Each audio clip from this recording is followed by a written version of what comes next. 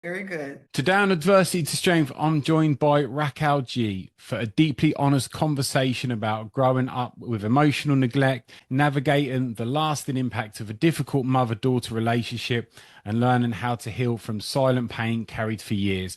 Raquel shares her experiences of growing up around emotional withholding, confusion, and harmful family dynamics that she didn't fully understand until adulthood. What began as a private journaling eventually became her memoir, This Is Not My Mother, a powerful reflection on trauma, boundaries, healing, and breaking generational cycles. In this episode, we discuss maternal narcissism, the emotional complexity of loving a parent while recognizing damaging behavior, the guilt and taboo surrounding speaking openly about family trauma, and the difficult process of creating distance in order to protect your own mental well-being. We also explore motherhood, identity, healing, resilience, and the importance of ensuring painful cycles are not repeated in future generations. This is a thoughtful and emotional conversation about survival, self-awareness, boundaries, and finding peace after years of silent emotional pain. Raquel, thank you for coming on the podcast. Great to get you on. Thank you so much for having me, Lee. I appreciate the opportunity to be here. And yeah, I'm excited. Thank you so much for having me. Absolute pleasure. Take us back to the beginning. Where did your journey start for you? Well, my journey started a long time ago. As a little kid, we're talking like the age of 4 or 5 years old, and not having a name for this thing that I had no idea what it was called or what to title it. But I just knew that there was a feeling, and I felt that my mom and I did not have the type of closeness, and I didn't feel that she and I really got along as well as I thought that we should. I just knew that there was some tension and she was angry and I didn't like it. I was uncomfortable. I'm 5 years old. I know she's under a lot of stress. She's a single mom. There's no dad in the home. She's angry. I can't seem to do anything right. I feel like I'm walking on eggshells and I don't have a name for it. She's lashing out at me. I have a younger sister who's 2 years younger than me, and I just can't seem to do anything right. And I seem to be taking the brunt of it while I felt like, and even then, I felt like there was favoritism. As my sister was younger than me, she was referred to as the baby sister. So the baby sister seemed to be favored. And I'm thinking something's not right here. And it continued even from there. Things just progressed, got worse. And eventually I did find that there was a name for it. Maternal narcissism, which wasn't discovered until much, much later. Yeah. And so, yeah, that's what brought me up until this point. When So. did you recognize, obviously from an early age, you knew there was like not a connection, but when did you realize that there was something really not right with the relationship with your mother? You know, there was just so many little things about my mom. I could tell that just in her demeanor. I could tell by the way she looked at me. I learned early on to read facial expressions. I learned to look at eyes and the furrowing of the brows. I learned early on to look at people's faces. And I could tell just by the way she was looking at me that she didn't like me or she was gonna lash out at me. And I could tell that early on. And matter of fact, when she was lashing out at me, I would stare between the eyes because I knew that it was coming. I knew that something was coming down the pike. And she had no qualms about finding me wherever I was. I could be playing with my toys, my blocks, or my dolls, or sitting on the toilet. I remember she found me sitting on the toilet, and here she comes ranting at me about, and I don't remember what about, but she came to the bathroom. I'm sitting on the toilet and she's going at it, telling me something I've done wrong. And I remember looking between the eyes and there's something wrong. Okay, I'll fix it. I'll do better.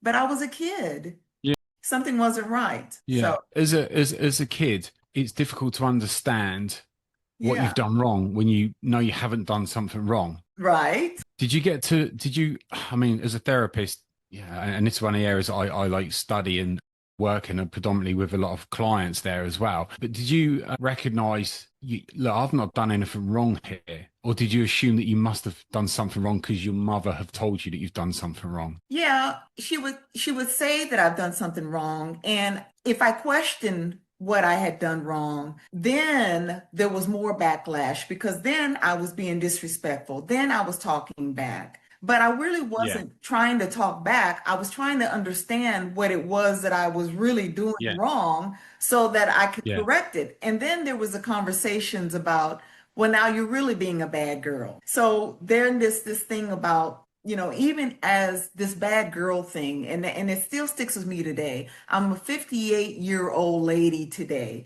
but I have this bad girl mentality in yeah, my brain today that if I'm yeah, saying something wrong, someone's gonna view me as a bad girl yeah, because there's something about people looking at me as being a bad girl. I can't say things that someone might say, oh, don't say this or don't think that because it's not right.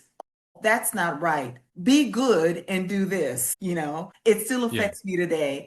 And not only would she say, you're being a bad girl, then she'd get on the phone and tell other people. And I can hear her. This is in the days, of course, when there was no cell phone. So all we had was a sure. landline, Yeah, of course. And that was my mom's favorite thing to do was, and I don't know what the other person was saying on the other line. Of course, I couldn't hear that part, but obviously they were agreeing that Raquel was obviously being very bad because she would tell them, this is what Raquel did. And I can only imagine that they were agreeing, saying, yeah, tell me about it.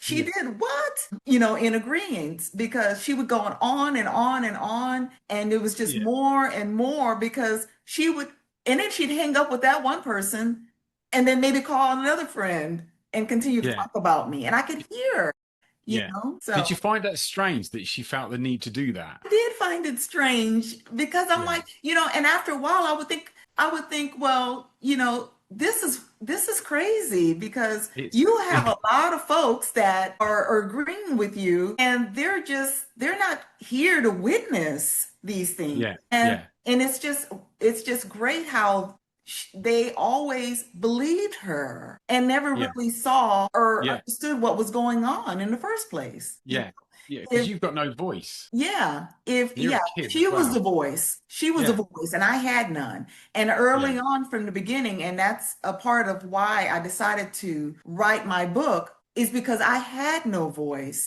I had yeah, zero voice, and I felt like writing the book brought a voice because she was the only one that had a voice. And by writing my book, gave me the voice that I never had.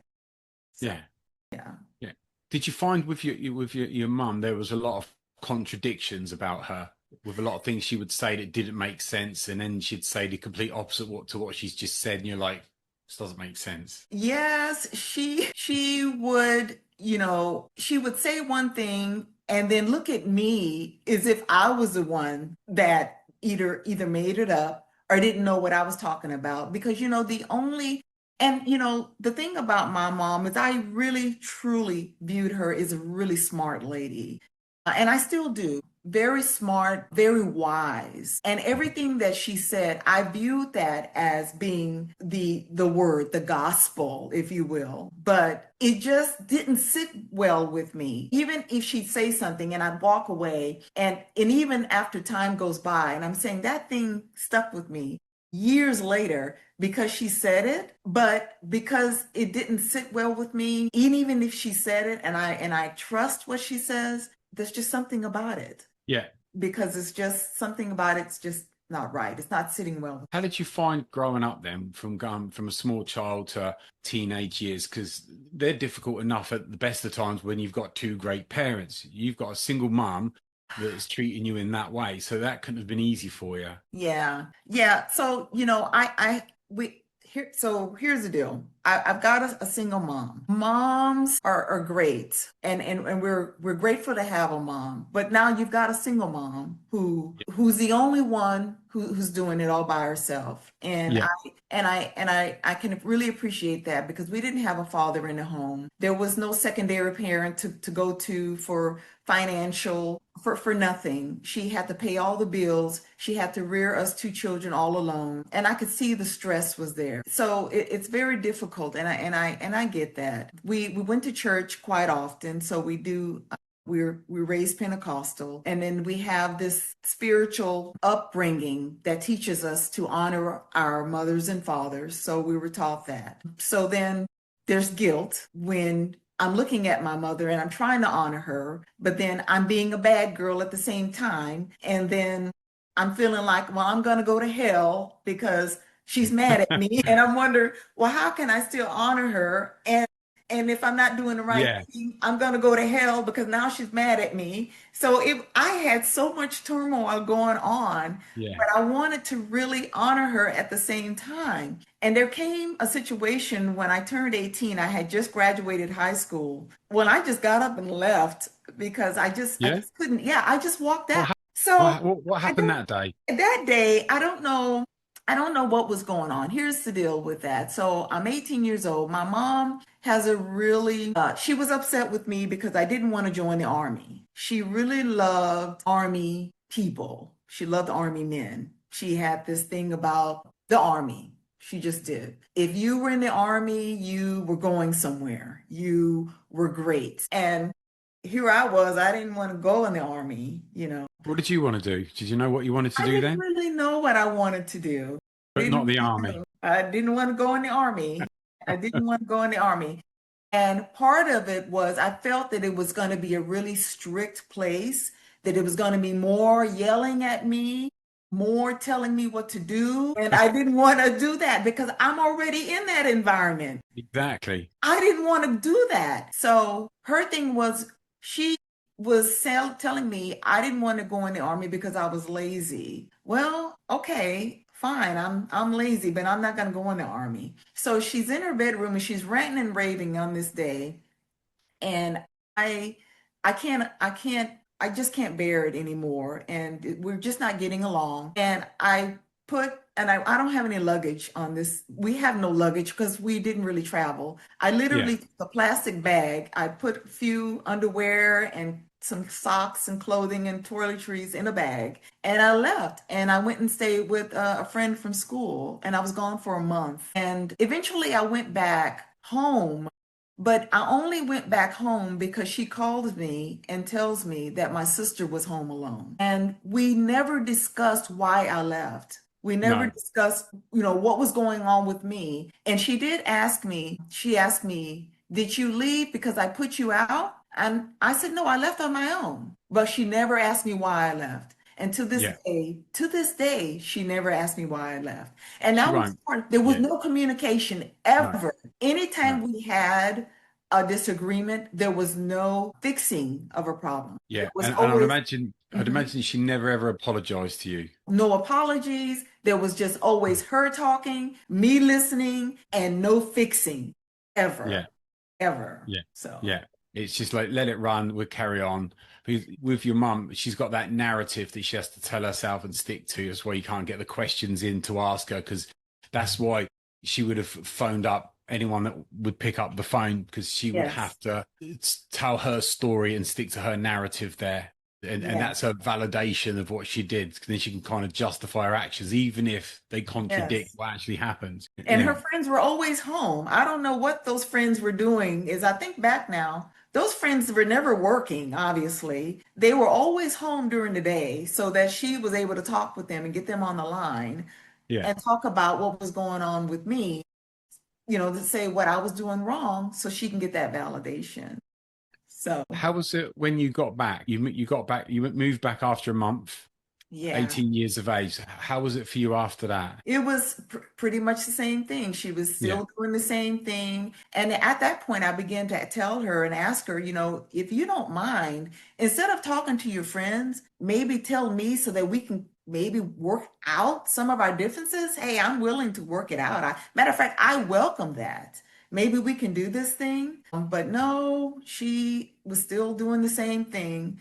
And eventually I did leave again. I ended up going off to, not to college, which I probably wanted to do, but one of the things that we didn't do was further our education because my mom didn't really encourage furthering of education, but I ended up at Job Corps. I don't know if you know about Job Corps. No, what's Job Corps? Job Corps is a facility that was nearby that was run by the government for young people between the ages of 16 and 23 years old. That if you come from a low income type thing, and if you want to learn a trade, they will give you a trade training, give you a stipend, and you can stay on this facility for months or whatever, and you will graduate with a certificate. So I off to Job Corps I went. And when I got there, I realized that the type of young people that were at Job Corps were not real up to par. The type of young people that were at Job Corps were juvenile delinquent type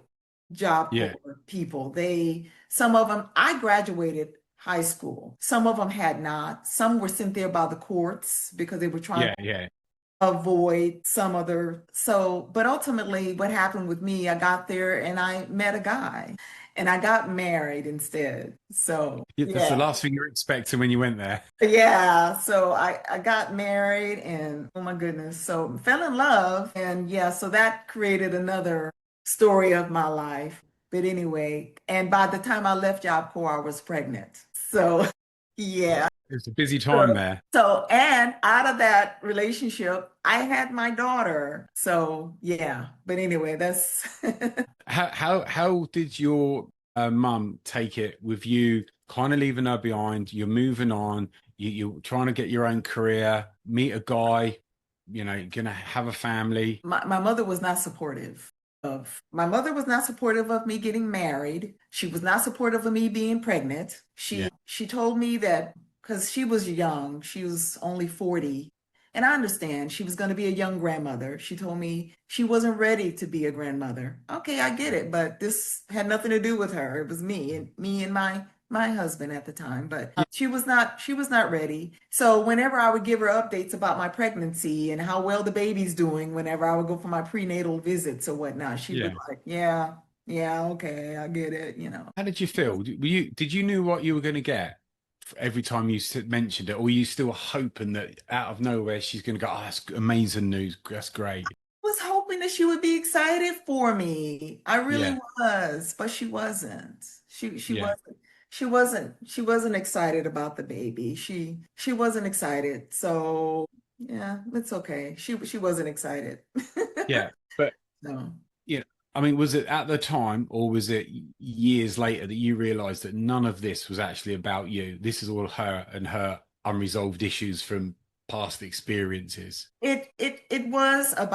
It wasn't about me. My mom had a lot of issues starting when she was a young person. And I realized that, my mom spent some years during my growing up years, she would talk to me about when she was a little girl. And I guess I could have mentioned this early on too. My mom ended up almost basically raising herself. Her own mom wasn't there to raise her. Her own mom didn't like her. She Yeah, was abandoned by her own mom. Her yeah, dad was raising her as a single father. He ultimately passed away. My grandfather passed away and left my mom when she was about 13 years old, I think it was. yeah.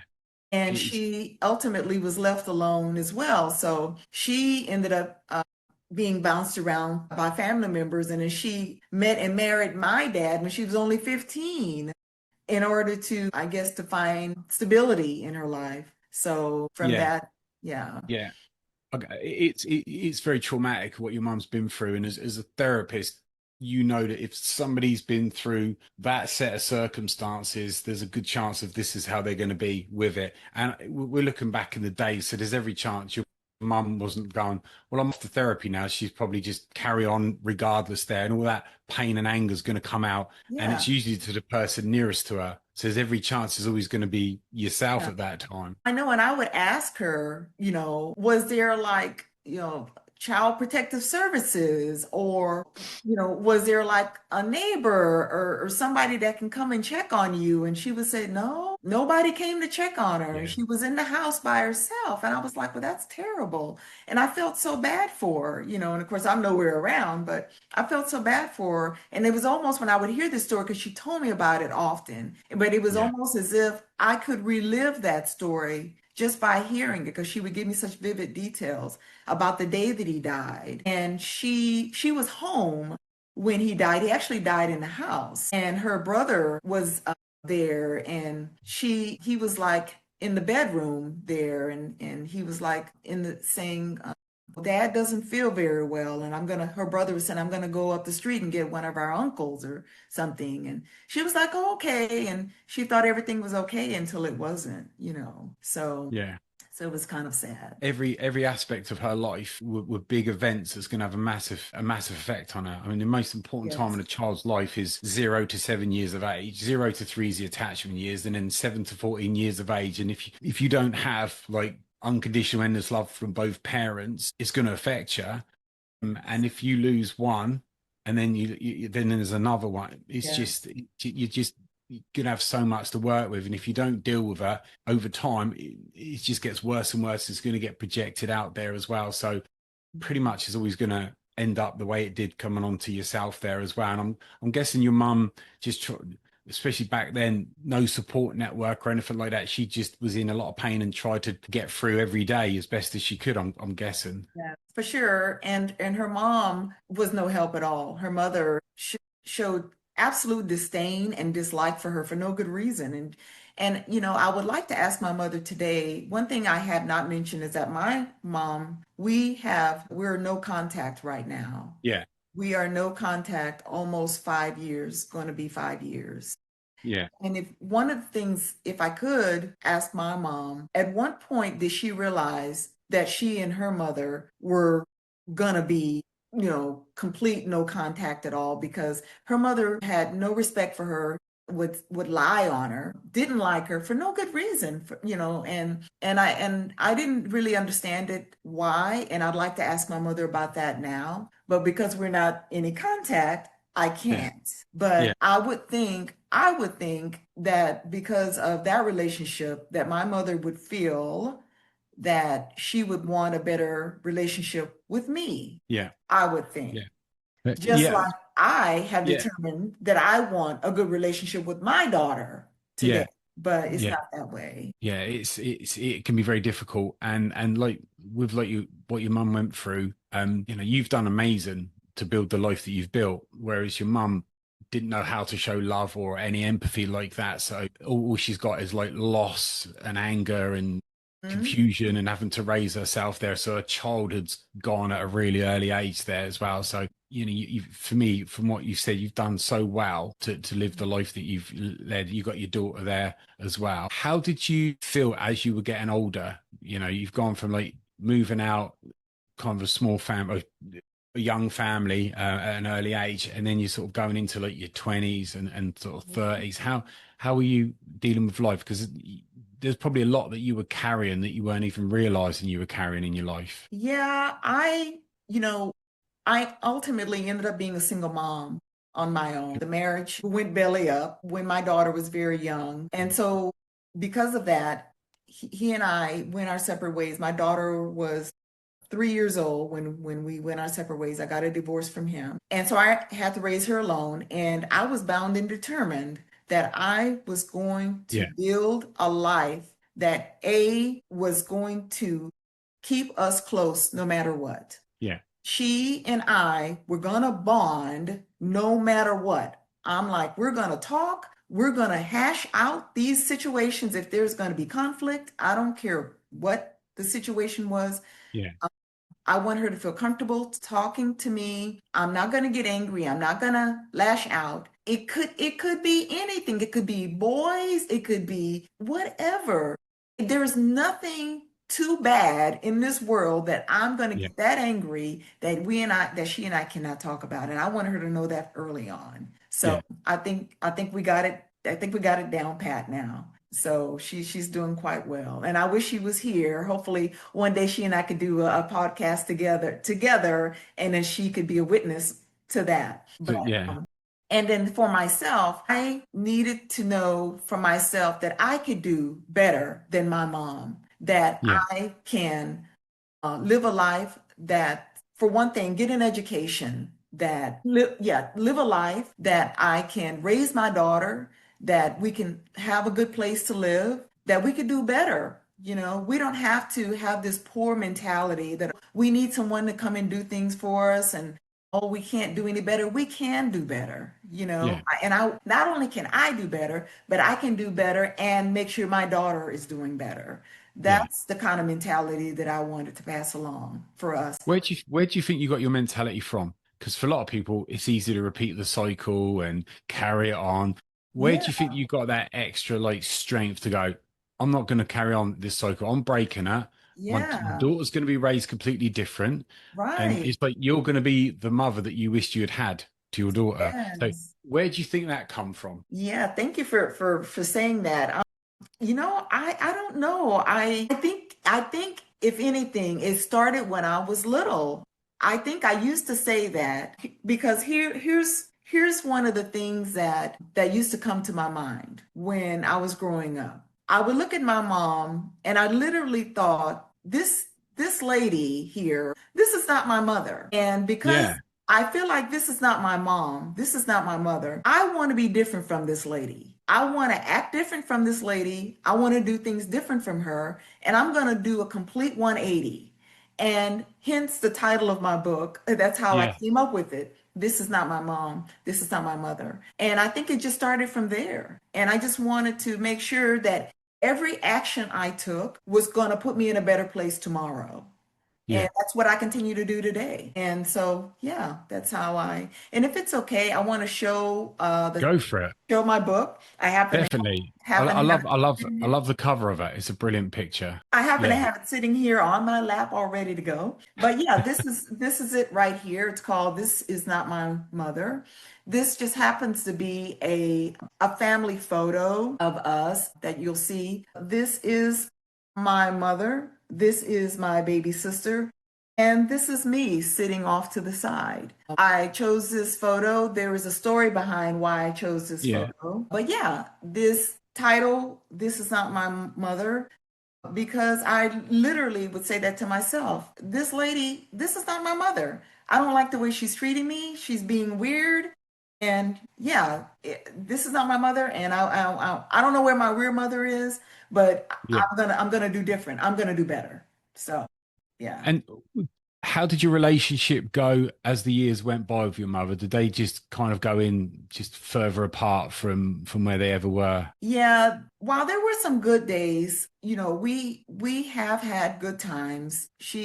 We get together on occasion for holidays, for birthdays, for Christmas, but then ultimately things begin to fall apart. So, how did we get here, you ask? How did we get to be no contact? Almost 5 years in June of next month, no contact. Yeah. I decided that I was going to not call as often. That's how this happened. I decided this. So I would not call every day. I would call every other week. I would see what she's going to do. Now, when I didn't place the phone calls, there was no phone calls incoming. So I would wait a month. I would wait 2 months. No phone calls came back. So that's how we ended up being no contact. So no matter what, so anything could have happened to you. Did not check to see. She has not called to check to see if I was okay. She did not check to see what happened. And she did send a Christmas card exactly 1 year later, but the Christmas card was pre-written, was already a pre-printed card. And the pre-printed card says something about Christmas is the time for family get-togethers. Christmas is the time for sharing. It was already a pre-printed card. And she signed it Mom in her own handwriting, Mom. It didn't Right. come from her, but she has yet to call me and find So out what happened. so it's not like you've thought, you know what? after all these years, I'm finished with you. You just Right. stopped contacting her and Yeah. she never called you back. Yeah. Just It's like that. how do you feel? Cool. How do you feel when it comes to that? Because I that's a lot. felt like at first I was a little bit upset. I felt like this is a slap in the face. I'm like, how can Yeah. you not call and find out what is going on? Had my daughter not called me after a week, I'm going to call and see, are you okay over there? What's Yeah. going on with you? But not my mom. Oh no, because me knowing my mom as well as I do, she's very strong-willed. She's very strong-willed. She's tough. And Yeah. I know Yeah. that's what's going on with her. I can only imagine she's like, well, if Raquel's not going to call me, I'm not going to call her. She's the child, I'm the mom. I know that's what's going on. Yeah. So at this time, almost 5 years later, I'm like, well, it is what it is. So Yeah. this is where we are. So And what made you decide to write your book? Because you'd started journaling, I which did. is very very therapeutic. I always recommend it to a lot of my clients. I did. I started journaling not with the idea of writing a book, Yeah. because as exciting as that is, I didn't never think I was going to write a book, not me. I was like, oh my gosh, me writing a book? No way. But I had so many little stories just rolling around in my head, and I felt like I had nowhere to put them. Yeah. And I felt like I needed permission. I had permission finally to Yeah. have that voice that nobody wanted to hear. Yeah. Nobody Of wants to course. listen. And that's what got me to writing, to put it on paper. It gives me the voice that my mom did not want to hear me Yeah. say. And so this is why I feel it in my chest now. Yeah. As I wrote the book, and it gave me the voice, it gave me the permission to say, here I am. This is what I have to say. Listen to me. And it ultimately it got published by Christian Yeah. Faith Publishing. And I'm just so excited that it's here. And I'm just Yeah. so excited to Accomplish. to share it with others. And ultimately, I want to share this with those who have also experienced it, because I Yeah. didn't have, and I still don't have a lot of folks in this community that I know personally, but I know they're out there. And I'm hoping There's that so people many. can get this book and Yeah. read it and maybe contact me and say, hey, I'm here and I understand. And And that's my goal. and with the podcast I set up, I actually asked clients at the time, what would you want from like a podcast, like mental health experience related? They all said the same. They all want a story that that's of adversity that somebody's been through that they can relate to, but also they want a story where they can feel inspired. And your story is unique, obviously, in lots of ways, but also it's very common. But a lot of people, yourself, people always think it's just you, it's just me, nobody else. So when somebody can read a book or they hear a podcast, they can relate to that story. It gives them a lot of hope. It helps them realize it's not just them. And it might be the first time that they're stepping out to do something about it or anything like that. So I think it's amazing that you've done that and you started to do the podcast there, because your story is such a great story to tell, and you've done extremely well, worked really hard in your life, done amazingly well to have the relationship you got with your daughter. Yeah. And to have your book published there is fantastic. And to have you on the podcast and hear your story has been brilliant. Yes. Um, what's the future looking like for you? Because I get the feeling that this is just the beginning of a new you, as they say. Well, yes, the future is bright. I should have put on my sunglasses.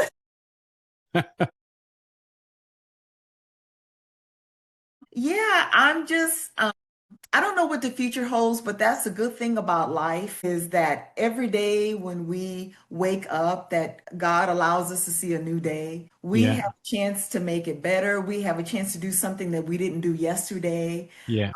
I'm grateful for life. I'm grateful for the health. I'm grateful for my daughter. She's doing well. Yeah, just to see what's new on the horizon. I still work a full-time job. I'm too young to retire, so I got to keep working. Keep on going. Yeah, so we'll see what happens. I'm hoping to reach more folks with my book, over community folks that have endured maternal narcissism, more folks that are not afraid to talk about it with me, to say, hey, my mom treats me like that as well, and not afraid to share. And Yeah. so, yeah, that's where we're at. Yeah. I wish you the best of luck. It's been amazing having you on the podcast. I've loved hearing your story, getting to speak with yourself. Raquel, thank you so much for coming on today. Thank you, Lee. I appreciate your time today. Thank you so much.